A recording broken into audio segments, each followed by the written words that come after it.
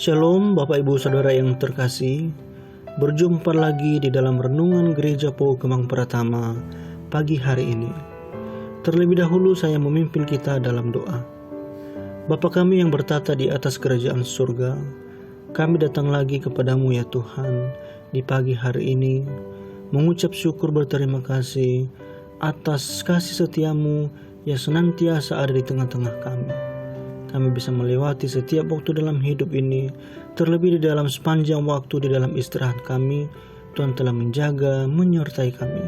Dan pada kesempatan ini juga ya Tuhan, kami akan membaca dan merenungkan kebenaran firman-Mu untuk mengawali seluruh aktivitas kami di sepanjang hari ini. Kami mohon pimpinan daripada Tuhan, supaya melalui firman-Mu kami selalu mendapatkan berkat-berkat baru, untuk kami semakin bertumbuh di dalam iman percaya kepadamu. Inilah doa kami dalam nama Tuhan Yesus Kristus. Bapak, Ibu, dan Saudara, tema renungan hari ini memahami kenyataan yang benar. Di dalam bacaan Ibrani pasal 8 ayat 1-6 berbunyi demikian.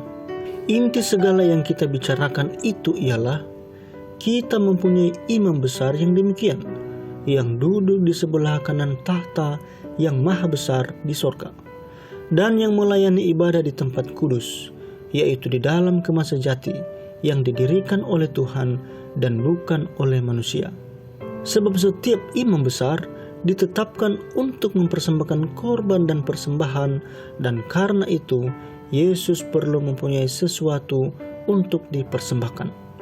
Sekiranya ia di bumi ini, ia sama sekali tidak akan menjadi imam, karena di sini telah ada orang-orang yang mempersembahkan persembahan menurut hukum Taurat.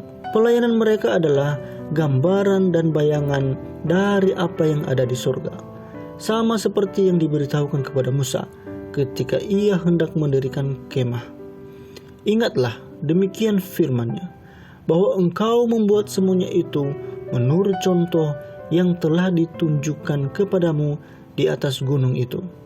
Tetapi sekarang ia telah mendapat sesuatu pelayanan yang jauh lebih agung, karena ia menjadi pengantara dari perjanjian yang lebih mulia, yang didasarkan atas janji yang lebih tinggi. Bapak, Ibu, dan Saudara, iman yang benar dan sejati selalu mempercayai Allah akan membawa kita pada pemahaman tentang kebenaran dan kenyataan. Bagaimana dengan kepercayaan kepada Kristus?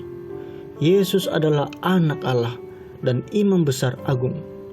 Ia duduk di sebelah kanan tahta Allah yang maha besar. Fakta ini tidak dapat dipungkiri oleh manusia, karena dia menyatakan kebenaran agar manusia memahami kehendak Allah dengan sempurna. Iman bukan sekedar pengetahuan tentang Allah. Orang yang memiliki pengetahuan mengenai Allah tidak secara otomatis disebut sebagai orang beriman. Misalnya, banyak orang melakukan studi tentang Yesus. Apakah pengetahuan mereka itu membuktikan bahwa dia mengimani Yesus yang adalah Tuhan dan Juru Selamat dunia? Belum tentu. Sebab beriman kepada Allah menyangkut penyerahan total hidup seseorang. Sedangkan berpengetahuan mengenai Allah berkaitan dengan akal budi belaka. Iman juga bukan sekedar perasaan sebagai seorang yang bertuhan. Karena kita mengenakan atribut agama atau melakukan aktivitas keagamaan, tidak dapat dipastikan bahwa kita adalah orang yang sungguh-sungguh menghayati Tuhan dalam hidup sehari-hari. Sebab orang yang sepenuh hati beriman kepada Tuhan pasti mengalami perubahan hidup, sifat, akal budi, dan perilaku. Iman yang sejati membawa kita mengalami pengenalan akan Allah secara benar. Mengenal Allah hanya dapat diperoleh melalui pengenalan akan Yesus Kristus. Sebagai anak Allah yang maha tinggi, Yesus rela mempersembahkan dirinya sebagai kurban untuk menebus umat manusia. Apa yang dilakukan Yesus sesuai dengan apa yang dikehendaki Bapa di sorga.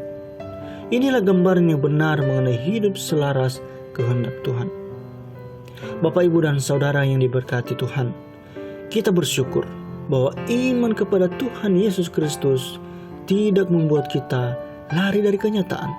Sebaliknya, menguatkan kita menjalani kehidupan dengan kepasrahan kepada Allah. Sebab kita yakin bahwa Allah akan memampukan kita dengan penuh sukacita. Amin. Untuk renungan firman Tuhan, kita berdoa. Kami mengucap syukur untuk firman-Mu yang boleh kami renungkan di pagi hari ini ya Tuhan. Biarlah ini terus menjadi rema dalam kehidupan kami. Kami menyerahkan seluruh totalitas hidup kami di sepanjang hari ini. Biarlah Engkau yang terus memberkati dan memberikan kami hikmat ya Tuhan. Inilah doa kami di dalam nama Tuhan Yesus Kristus.